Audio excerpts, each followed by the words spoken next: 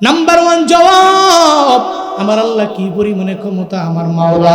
এরপরে 2 নম্বরে কয়, এই তোমার 2 নম্বর সওয়ালের জবাব নাও। মনে আছে নি সেই সওয়াল?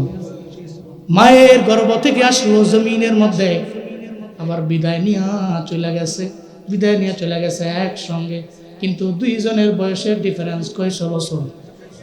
কেমনে হয়ে গেল?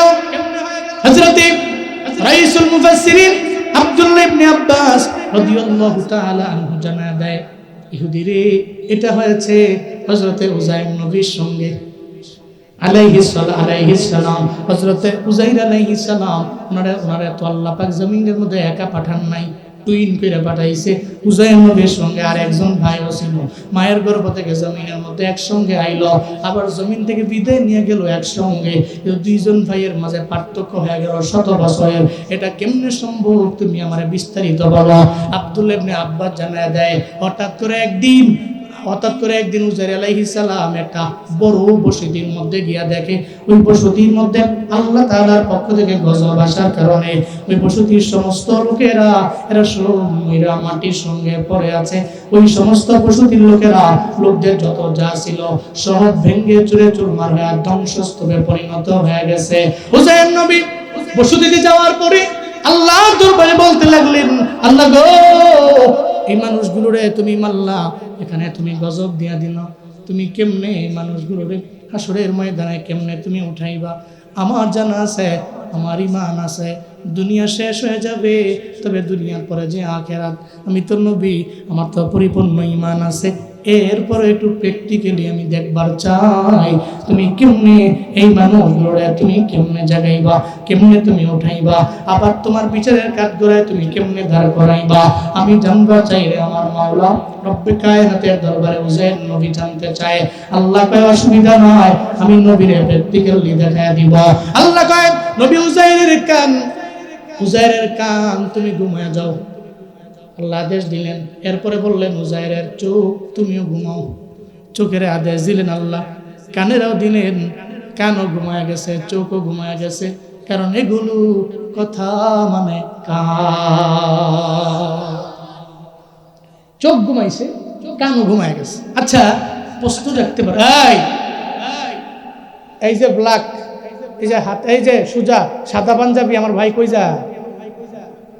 না রুফ লিয়ে লিছে না, যাইব গে, চাইতই না, রাগ হইছে।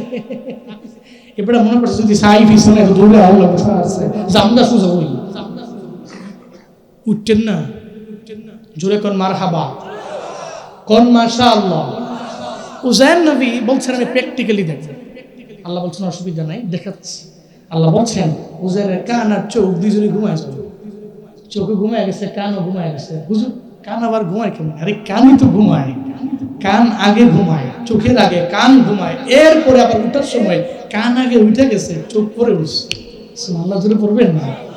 আপনার কান যদি না ঘুমায়, আপনার ঘুম পরিপূর্ণ না। তো আপনি চোখে ঘুমাইতেছেন, কানে দুনিয়া সব শুনতেছেন, হইলো মাঝে মাঝে ওই যে বাসার মধ্যে ঘুমান না, দিনের বেলা যদি ঘুমান 10টা-11টার দিকে, আপনার ওয়াইফে পাশের বাড়ি ভাবি আইছিল, মোটামুটি 2-3 জন বান্ধবী পাইয়া এমন আলাপ, আপনিও ঘুমাইতেছেন কিন্তু কানে তো সব শুনতেছেন, একটু করে দমক দিচ্ছেন, এত কথা কয়, কারা জানি পাইছে, কত কথা শুরু করছে, একটা ধমক দিচ্ছেন। তো এই ভিডিও কয় যে কিরম ঘুমাইছে এটা, আমরা কি কই না কই সবই তো নেই, ঘুমাইলো কোন এটা কেমন গো? হ্যাঁ, আমার সব ঘুমাইছে, কান তো ঘুমায় না, কানে সব শুনতেছি, তোমরা যন্ত্রণায় মজা করে ঘুমাইতে পারলাম না। কথা বলেন ঠিক কিনা বলেন? এর মানে হলো চোখও ঘুমায়, কানও ঘুমায়। যখন চোখও ঘুমায় গেছে, কানও ঘুমায় গেছে, তখন ঘুমটা পরিপূর্ণ হয়ে গেছে। আল্লাহ নবী উযাইরের ঘুমটা এমন হবে, শুধু চোখ ঘুমাবে, কান ঘুমাবে না, এমন না। এই কান তুইও ঘুমা, চোখ তুইও ঘুমায় যা। চোখও ঘুমায় গেছে, কানও ঘুমায় গেছে, ঘুমায় গেছে। আল্লাহ পাক রব্বুল আলামিন অনেক সময় পরে ডাকলেন, নবী উযাইর ওঠেন, এই চোখ ঘুম থেকে জাগ, ইস্তাইকিজ মিন নওম, আর ঘুমান লাগবে না, ওঠো। ওঠার পরে সঙ্গে সঙ্গে উযাইর নবী ঘুমাইলেন কয়েক ঘন্টা। উনি কয়, আমি ঘুমাইছি দিনের একাংশ, আমি ঘুমাইছি, আর না হয় উঠতে গেলে আমি একদিন ঘুমাইছি। আল্লাহ কয়, নবী উযাইর, না আপনাকে আমি আল্লাহ এমন ঘুম পাড়াইলাম ওই ঘুমের মধ্যে চইলা গেছে 100 বছর। আল্লাহ বলেন ঘুমিয়ে চলে গেছি 100 বছর, চিন্তাও করতে পারেন নাই আপনি, কল্পনাও করতে পারেন নাই। মাত্র একদিন আপনি মনে করলেন, না হয় দিনের কিছু অংশ মনে করলেন। নবী উজাইর আপনি যে বসতির মধ্যে আসছিলেন, আপনার একটা বাহন ছিল ঘোড়া, ওই ঘোড়াটা ওই জায়গার মধ্যে আসে না, না একটু চেক করবার যান। নবী উজাইর আল্লাহ পাক বলার পরে উনি রওয়ানা, ঘোড়াটা ওই জায়গার মধ্যে আসে না নাই দেখার জন্য। যা দেখে রে ওই জায়গার মধ্যে ঘোড়াটা যে জায়গায় রেখে আসছে ওই জায়গায় ঘোড়াটা নাই, ঘোড়াটা পয়রা মুইরা গেছে, মুইরা এটা পর্যায়ে ওই ঘোড়ার যত বস্তু আছে হাড্ডি আছে সব মাটির সঙ্গে মিশে গেছে। এবার উজাইর নবী অবাক হইয়া রবের দরবারে বলে, আল্লাহ গো আমার তো দলে ঘোড়া নাই, আমি এই জায়গা থেকে আরেক জায়গায় আমি কেমনে যাব? কই দাঁড়ান একটু যান না, আপনার সঙ্গে ঘোড়ার উপরে যেটা থলে রাখছিলেন বসতির পাশে ওই থলেটা রাখলেন, ওই থলের মধ্যে যা ছিল দেখেন না গিয়া আছে না নাই? চলে গেলেন, যা দেখে থলের মধ্যে আঙ্গুর ফল রাখছিল, তাকায় দেখে রে থলের মধ্যে আঙ্গুর ফল ছিল, এগুলো আগের মতোই আছে, বিন্দু মাত্র পরিমাণ কোনো পচে নাই, কোনো কিছু হয় নাই। চিল্লা পড়া যাবে কি মারহাবা। হযরতে উজাইর নবী অবাক হয়ে গেলেন, কেমনে সম্ভব এটা কেমনে সম্ভব? আল্লাহ গো আমার ঘোড়াটা মইরা গেল, মইরা পয়সা গেল, এরপরে মাটির সঙ্গে গুস্ত সহ হাড্ডি সহ মিশা গেল। ও আল্লাহ আমার থলের মধ্যে ছিল আঙ্গুর ফল, এই আঙ্গুর ফলের কিচ্ছু হয় নাই, এটা কেমনে সম্ভব রে আমার মাওলা? আল্লাহ পাক রব্বুল আলামিন কয়, নবী উজাইর এটা তো আমি আল্লাহর দ্বারাই সম্ভব, সব বিষয়ে ক্ষমতা আমি আল্লাহ। আপনি আবার যান, আপনি আপনার ঘোড়াটাকে যে জায়গায় বাঁধছিলেন ওই জায়গায় যান। নবী উজাইর ওই জায়গার মধ্যে গেলেন। আল্লাহ পাক বলে, ও ঘোড়া তোরে মারছি আমি আল্লাহ, তুই আবার আগের মতো হয়ে যাও। আল্লাহ তো বানানোর জন্য কোনো লেবার লাগে না, আল্লাহ বানানোর জন্য শ্রমিক লাগে না, আল্লাহর বানানোর জন্য কোনো মালাইকা লাগে না, আল্লাহ বানানোর জন্য কোনো ব্যক্তির প্রয়োজন নাই, আল্লাহ কোনো কিছু তৈরি করার জন্য কিছু প্রয়োজন হয় না। ইন্নামা আমরুহু ইযা আরাদা শাইআন ইয়াকুলা লাহু কুন ফায়াকুন। ফাসুবহানাল্লাযী বিয়াদিহি মালাকুতু কুল্লি শাইইন ওয়া ইলাইহি তুরজাউন। চিল্লা পড়েন আল্লাহু আকবার। আল্লাহ পাক বলছেন, আমি ইচ্ছা করলাম, ইচ্ছা পোষণ করলাম, আমি আল্লাহ এটা করব। আমি আল্লাহ ইচ্ছা করলাম, আমার তো লেবার লাগে না, আমার তো শ্রমিক লাগে না, আমার ফেরেশতা লাগে না, আমি আমরাজের মারুফের সিগা দিয়া বলি কুম, বলতে দেরি হইতে তো দেরি হয় না। আল্লাহ হুসাইন নবীর সামনে ঘোড়ারে বলল, ঘোড়া তুমি আগে যেমন ছিল তেমন হয়ে যাও। সঙ্গে সঙ্গে হুসাইন নবী তাকায় দেখে ঘোড়াটা যেমন ছিল হাড্ডিগুলো আস্তে আস্তে জমিন থেকে উঠতে লাগলো। আল্লাহু আকবার। হুসাইন নবী দেখলেন মাটি থেকে হাড্ডিগুলো উঠে রে, একটা হাড্ডির সঙ্গে আর একটা হাড্ডি আস্তে আস্তে লাগতে শুরু করলো। এরপরে হাড্ডিগুলো লাগার পরে গোস্ত করতে গিয়ে এসে লেগে যেতেছে, এর উপরে চামড়া দিয়া সুন্দর করে ঢাকা দিচ্ছে, এর উপরে পশম উঠে গেছে। ঘোড়ার দিকে তাকাইয়া হুসাইন নবী কয়, আল্লাহ গো এটা কেমনে সম্ভব? আল্লাহ কয়, নবী হুসাইন এটা ঘোড়া মইরা গেছে, ঘোড়াটা মইরা পয়সা গেল, আবার মাটির সঙ্গে মিশে গেছে রে। এরপর আমি আল্লাহ কোনো লেবার লাগে নাই, কোনো শ্রমিক লাগে নাই, আমি আল্লাহ বললাম ঘোড়ারে তুমি আগের মতো হয়ে যাও, আগের মতো হয়ে গেল।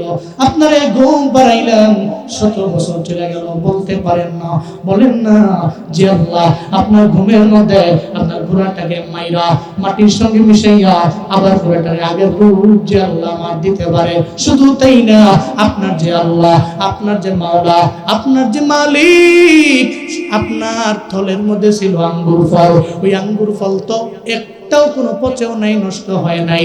যে আল্লাহ আঙ্গুর ফলটা ভালো রাখা ওই ঘোড়াটারে মরে পচে আবার আল্লাহ বানাইতে পারে, ওই আল্লাহ কি মানুষের মরণের পরে আবার মানুষ বানাইতে পারবে না? হুসাইন নবী কয়, আল্লাহ গো আমার বুঝ হয়ে গেছে, আপনি তো মালিক, আপনি তো পারেন, আপনি তো বান্দা মরে গেলে ওই বান্দারে মাটি থেকে আপনি উঠাইতে পারবেন রে মাওলা। মিনহা খালাকনাকুম ওয়া ফিহা নুঈদুকুম ওয়া মিনহা নুখরিজুকুম তারাতান উখরা। আল্লাহ কয় বান্দারে আমি আল্লাহ তোরে মাটি থেকে বানাইলাম, আবার মাটির মধ্যে তুমি চলে যাবা, ওই জায়গা থেকে আমি আল্লাহ আবার তোমারে উঠাবো তারাতান উখরা। আমি আল্লাহ তোমারে পুনরায় আবার বানাবো, মাটি থেকে আমি আল্লাহ আবার উঠায় ফেলবো, তবে আবার লেবার লাগবে না। ওই যে হুসাইন নবী ঘুমিয়ে গেছে, এবার আব্দুল্লাহ ইবনে আব্বাস রাইসুল মুফাসসিরিন কই ইহুদি রে এই যে ঘুমিয়ে গেল, উনি তো ঘুমিয়ে গেছে হুসাইন নবী, উনি তো বসে মাত্র কয়েক ঘন্টা গেছে অথবা একদিন চলে গেছে, মূলত 100 বছর চলে গেছে।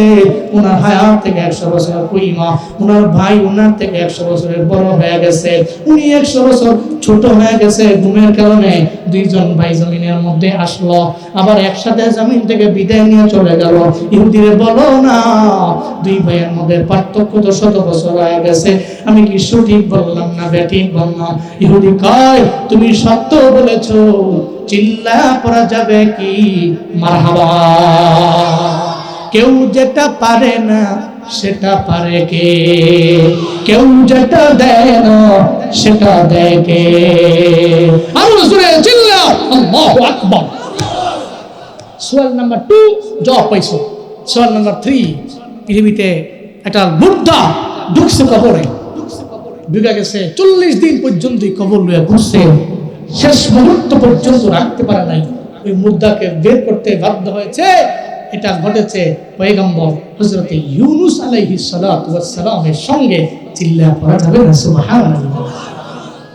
আল্লাহ পাক ওনাকে দায়িত্ব দিয়েছিলেন বর্তমান ইরাকের মুসলিম নগরীর নিনাওয়া নামক জনপদ, ইরাকের মুসলিম নগরীর নিনাওয়া নামক জনপদ ওনাকে পাঠাইছিলেন, ওনাকে বলছিলেন আপনি দাওয়াত দেন। উনি দিলেন, একজনও কালেমা পড়ে না, মুসলমান হয় না, আল্লাহ মানে না, ওনারেও মানে না, ভণ্ড ছন্দ বিভিন্ন কথা বইলা ওনাকে নিয়ে কটূক্তি করে কটাক্ষ করে। একটা পর্যায়ে উনি বিরক্ত হইলেন, আল্লাহকে বলে আল্লাহ আমি সবাইকে দাওয়াত দিলাম কিন্তু কেউ তো কালিমা পড়ছে না, ঈমানও আনছে না, মুসলিম হচ্ছে না, এখন আমি কি করতে পারি, এখন আমি কি করতে পারি? এটা বলার পরে আল্লাহ পাক রব্বুল আলামিন সঙ্গে সঙ্গে বললেন নবী ইউনূস আপনি এদেরকে দাওয়াত দিলেন, বহুত চেষ্টা করলেন, বহুত চেষ্টা করছেন, লাইনে আনা পারেন নাই, লাস্ট বার এদের বলে দেন আগামী 3 দিনের মধ্যে তোমাদের উপরে এমন এক আল্লাহর পক্ষ থেকে গজব আসবে, এই গজব থেকে তোমরা একজনও বাঁচতে পারবে না। তবে এটা বলে আপনি থাকবেন না, আপনি এলাকা থেকে হিজরত করে অন্য একটা এলাকায় চলে যাবেন। নবী ইউনূস নবী এদের কাছে বলল তোমরা যেহেতু আল্লাহ মানো নাই, ঈমান আনো নাই, যাও, ঠিক আছে, কিচ্ছু করবো না, বলবো না, আল্লাহর পক্ষ থেকে 3 দিনের মধ্যে গজব আসবে, সেই গজবের জন্য ওয়াইটিং থাকবে। উনি এটা বলে এলাকা ছেড়ে নিনাওয়া নামক জনপদটা ছেড়ে উনি চলে গেছেন। কিন্তু এরা তো মনে মনে চিন্তা করে যাই ইউনূস নবীরে ভণ্ড নবী বললাম, এই বললাম সেই বললাম, গালি দিলাম, যাই করলাম, মূলত দিন শেষে তো উনি রবের নবী, আল্লাহর নবী। উনি যে কয়ে গেছে গজব আসবে, কনফার্মই আসবে। এই গজব থেকে বাঁচার দরকার আছে না?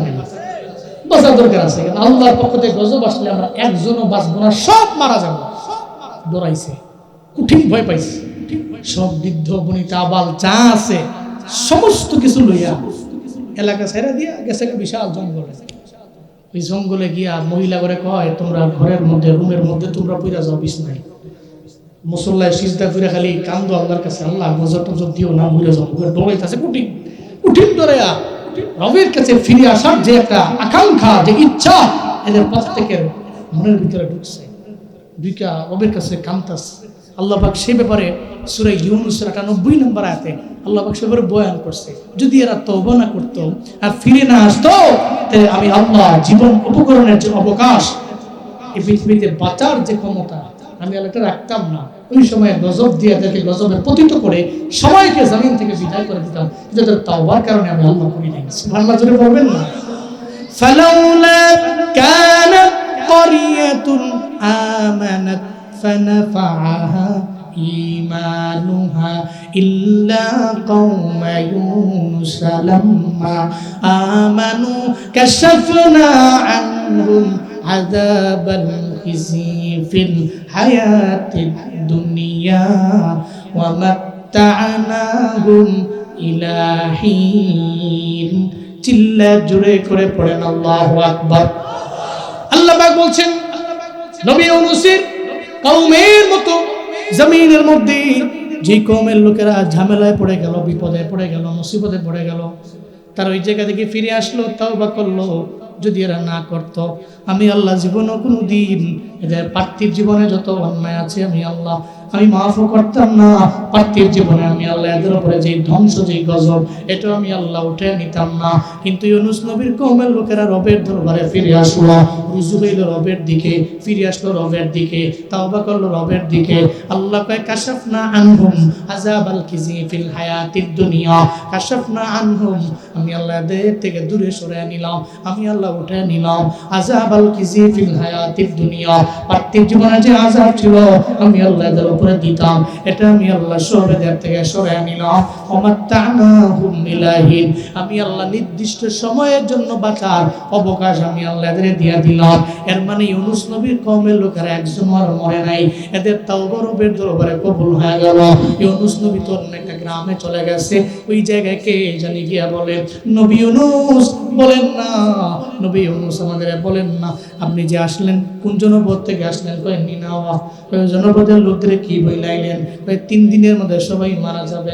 মূলত আপনি বইলাইছেন 3 দিনও চলে গেছে, এদের উপরে কোনো গজব আসে নাই, রবের পক্ষ থেকে কোনো শাস্তি আসে নাই, কোনো আযাব আসে নাই। ইউনূস নবী চিন্তায় পড়ে গেলেন, আর মনে মনে ভাবলেন যদি আমি আবার ওই জনপদের মধ্যে আমি ফিরে যাই, তাহলে এরা আবার আমারে গেলে মেরে ফেলবে। চিন্তায় পড়ে গেল, আল্লাহর পক্ষ থেকে কোনো একটা আদেশ আসার অপেক্ষা উনি করতে পারলেন না। উনি চলে গেলেন নদীর কিনারার মধ্যে, নদীর কিনারার মধ্যে যাইয়া এরপরে উনি নৌকার মধ্যে উঠল। নদী পার হয়ে আমি অন্য একটা এলাকার মধ্যে চলে যাব, জীবনে কোনোদিন আমি এই এলাকার মধ্যে আসবো না। নৌকার মধ্যে উঠে গেল, নৌকা দিয়া পার হয়ে যাবে, নৌকার মধ্যে উঠছে, নদীর মাঝখানে গেছে। ওখানে যাওয়ার পরে নদীতে ওই নদীর ঢেউয়ের কারণে নৌকাটা ডুবে যাবে এমন একটা হালাত হয়ে গেল, ডুবে যাবে ভাব হয়ে গেছে। এবার ওই নৌকার জালে নৌকার মাঝি কয় একজনকে ফেলে দাও, বাকি সবাই মরে যাবা। একজন মরে গেলে চিন্তা নাই, সবাই মরে গেলে তো ঝামেলা। কে কারে ফালাবে এই ব্যাপারে লাগবে লটারি। জোরে বলেন কি লাগবে? লটারি দেওয়া লাগবে। একবার লটারি দেয় ইউনূস নবীর নাম, 2 বার দেয় ইউনূস নবীর নাম, 3 বারও দেয় ইউনূস নবীর নাম। লটারি দিল 3 বার, 3 বারই ইউনূস নবীর নামই চলে আসলো। এই লোকটার নাম যেহেতু 3 বার আসে, তাহলে এই লোকটারই তো ফালায়া দেওয়া লাগবে, নদী থেকে ফালায়া দেওয়া লাগবে। ওই নদীর মধ্যে উনি পড়ে গেলে সবাই আমরা বাইচা নদীর ওপার চলে যাইতে পারবো। ইউনূস নবীর নাম 3 বার কে চিল্লা বলেন খেলা গা। অন্য লোকদের নাম চাইলে পারত, কিন্তু ইউনূস নবীর নাম 3 বার কেন? আল্লাহ কয় খেলাটা তো আমার, আমি তো চাই আমার নবীকে একটা বিশাল বড় পরীক্ষার মধ্যে আমি আল্লাহ ফালায়া দিব। সুবহানাল্লাহ পড়বেন না? এটা পরীক্ষা। এই পৃথিবীতে থাকতে হলে পরীক্ষা দিতে হয়।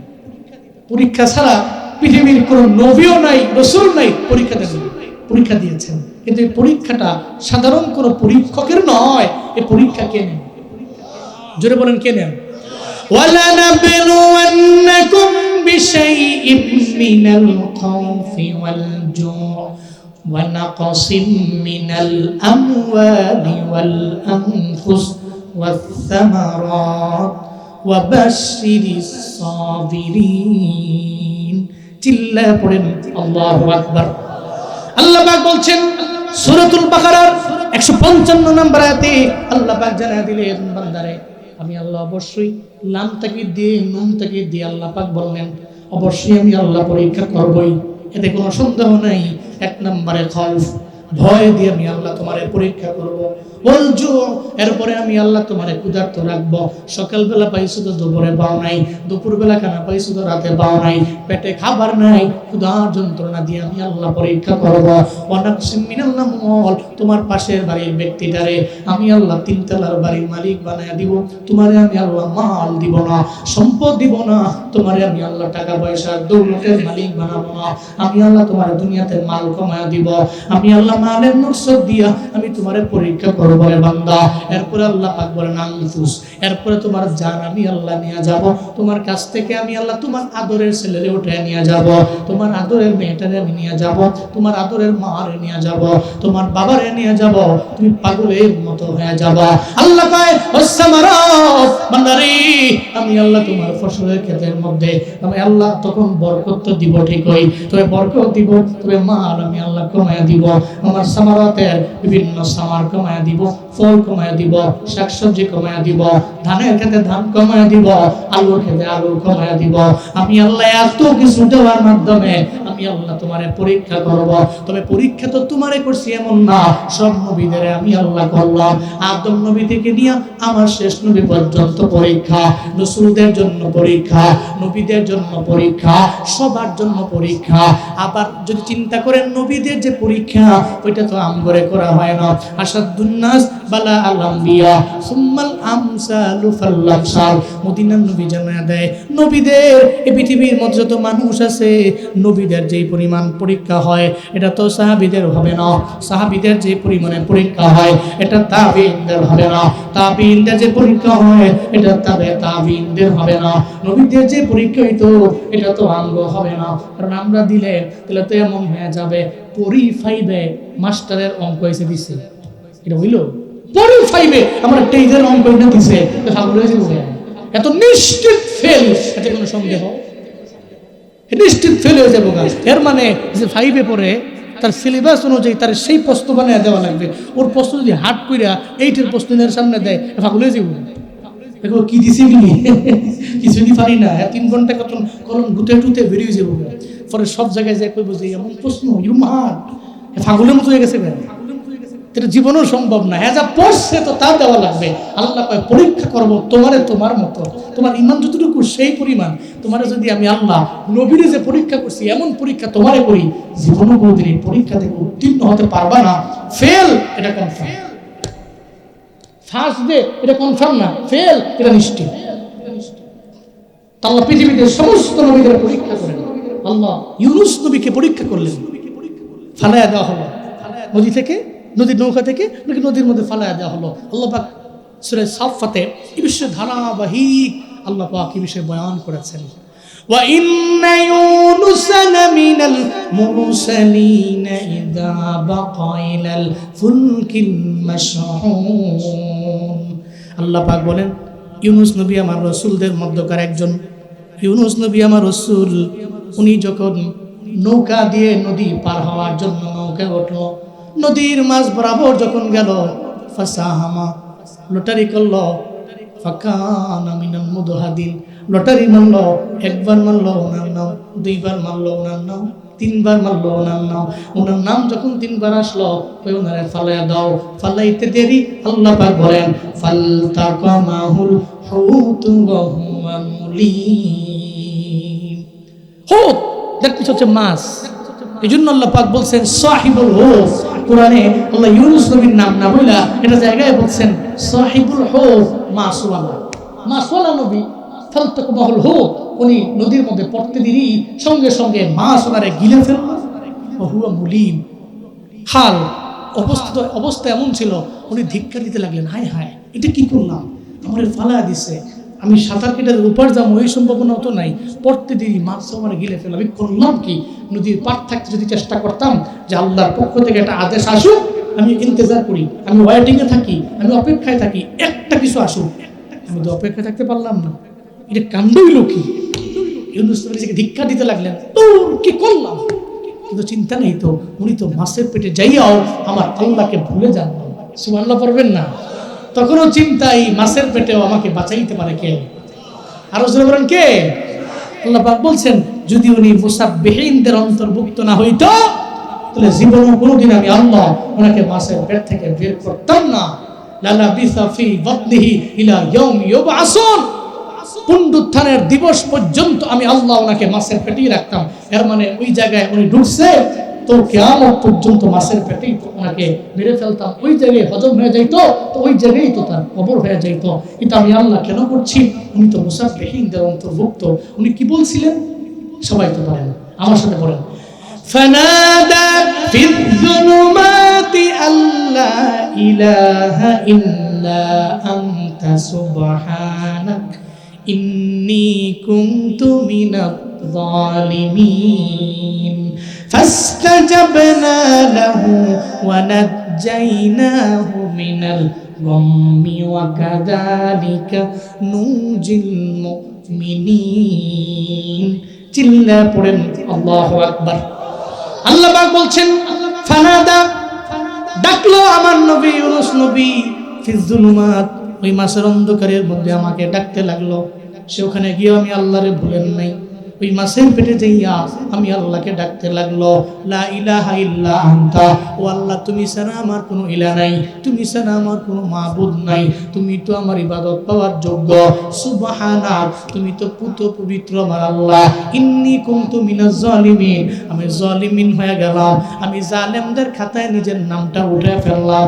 আল্লাহ গো আমি তো জালিমিনদের খাতায় নাম উঠাইলাম, আল্লাহকে অসুবিধা নাই, তুমি যেহেতু আমার তাসবিহ জপলা, ও আমার ইউনূস পয়গম্বর আমি আল্লাহ তোমার ডাকে আমি আল্লাহ সাড়া দিয়া দিলাম। ফাস্তাজাবনা লা, আল্লাহ তার সঙ্গে সঙ্গে বলেন আমি ইউনূস নবীর ডাকে আমি আল্লাহ সাড়া দিয়া দিলাম। ওয়া নাজ্জাইনাহু মিনাল গাম্মি, লাইফের সবচেয়ে বড় বিপদ থেকে আমি আল্লাহ আপনাকে নাজাত দিয়ে দিলাম, আমি আল্লাহ মুক্ত করে দিলাম, বড় বিপদ থেকে আমি আল্লাহ ওনাকে মুক্ত কইরা ওয়াকাযালিকা নুনজিল মুমিনিন। আল্লাহ কয় শুধুমাত্র ইউনূস নবীর না, জমিনের মধ্যে কিয়ামত পর্যন্ত যত মুমিন বান্দা বিপদে পড়ে আমি আল্লাহরে ডাকবে, আল্লাহ কয় আমার ওয়াদা ফাস্তাজাবনা লা ওয়া নাজ্জাইনাহু মিনাল গাম, এটা আমি সবার বেলায় করব। যেই বান্দা বিপদে পড়ে আল্লাহরে ডাকবে, আল্লাহ গো আমি ঝামেলায় পড়লাম, দুনিয়ার কেউ নাই, তুমি আছো, আল্লাহ কয় ডাকে আমি আল্লাহ সাড়া দিব, আবার তারে বড় বিপদ থেকে আমি আল্লাহ বাঁচায়া দিব।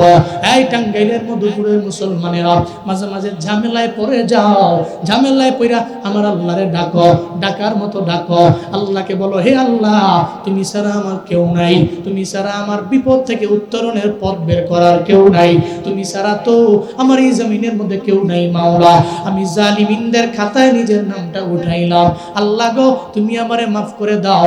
আল্লাহর দরবারে যদি বলতে পারেন তবে ওয়াদা হলো যেই বান্দা ঝামেলায় পড়ে আমি আল্লাহরে ভুলে না, যে আল্লাহ বিপদে, যে বান্দা বিপদে পড়ে আল্লাহরে ভুলে না, ওয়াকাযালিকা নুনজিল মুমিনিন আমি আল্লাহ মুমিন বান্দা আমি আল্লাহর দরবারে চাইতে দেরি হয়ে যাবে, তারে বড় বিপদ থেকে বাঁচাইয়া আমি আল্লাহ তারে মুক্ত করে দিতে দেরি করব না। চিল্লায়া পড়া যাবে কি সুবহানাল্লাহ। এবার ইহুদির সামনে আব্দুল্লাহ ইবনে আব্বাস নয়, আল্লাহ পাক রব্বুল আলামিন ওনাকে যখন মুক্ত করে দিল 40 দিন পরে মাসটা গেছে নদীর কিনারায়, নদীর কিনারায় গিয়া ঢেকুর মারছে, তো ইউনূস নবী বের হয়ে গেছে, উনি অসুস্থ ছিল, তো আল্লাহ পাক তো ওখানে উদ্ভিদ উঠায় দিয়েছে, উদ্ভিদের মাধ্যমে আল্লাহ পাক ওনাকে পরিপূর্ণ সিহতে আফিয়ত দিছে। এরপরে আল্লাহ পাক ওনারে পাঠায় দিয়েছে বড় এক জনপদের দরবারে।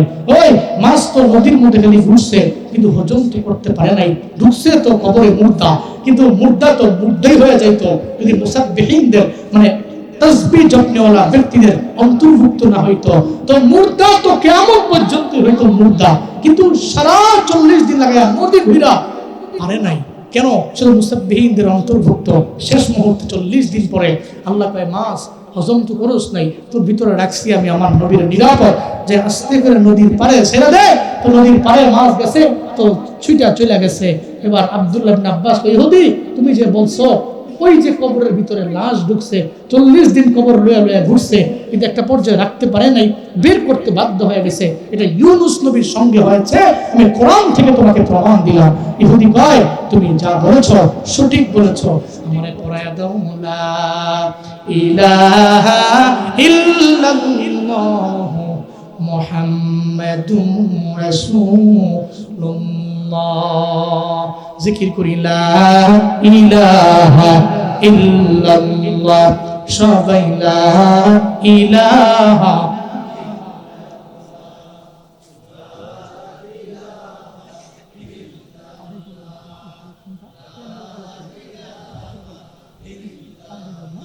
ওকে লা ইলাহা ইল্লাল্লাহ, সবাই লা ইলাহা ইল্লাল্লাহ, লা ইলাহা লা ইলাহা ইল্লাল্লাহ, মুহাম্মাদুর রাসূলুল্লাহ সাল্লাল্লাহু আলাইহি ওয়াসাল্লাম। কেউ যেটা পারে না সেটা পারে কে? কেউ যেটা দেয় না সেটা দেয় কে? পৃথিবীর কোনো ব্যক্তি যে বিপদ থেকে বাঁচাতে পারে না, সে বিপদ থেকে উত্তরণের পথ বের করে বিপদ মুক্ত করতে পারেন কে?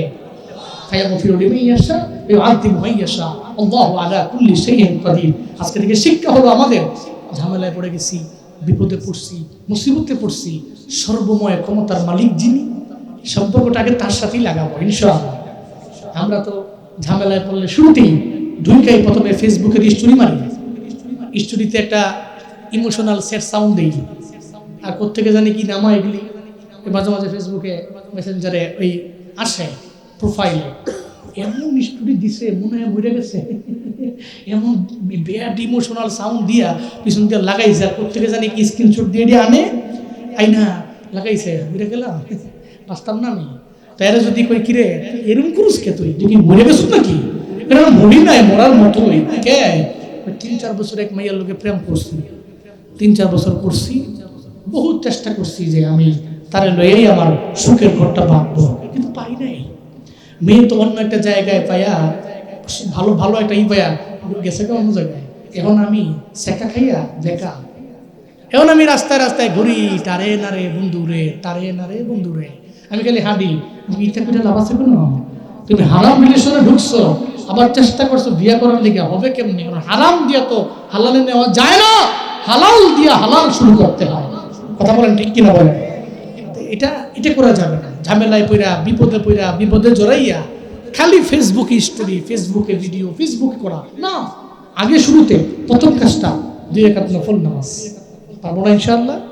কারণ যে কেউ যেটা পারে না, দিতে পারে না, সেটা দেয় কে? সর্বময় ক্ষমতার মালিকের কাছে, মালিকের দরবারে 2 রাকাত নামাজ পড়ে আল্লাহর দরবারে আমরা চাইবো আল্লাহ আমাদের সবাইকে কবুল করেন, আমল করার তৌফিক দান করেন। সকলেই পড়েন আমিন।